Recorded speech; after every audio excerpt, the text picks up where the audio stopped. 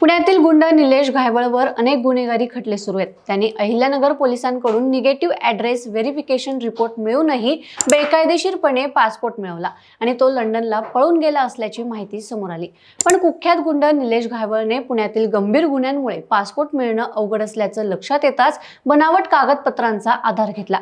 यासाठी त्याने नावात बदल करून घायवळ ऐवजी गायवळ असं नमूद केलं आणि अहिल्यानगरमधील खोटा पत्ता दाखवत 23 डिसेंबर 2019 रोजी तात्काळ पासपोर्टसाठी अर्ज दाखल केला होता।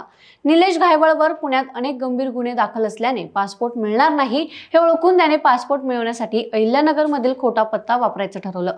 त्याने 23 डिसेंबर 2019 ला पुणे प्रादेशिक पासपोर्ट कार्यालयाकडे तात्काळ पासपोर्टसाठी अर्ज केला। त्यासाठी त्याने नावात देखील बदल केला।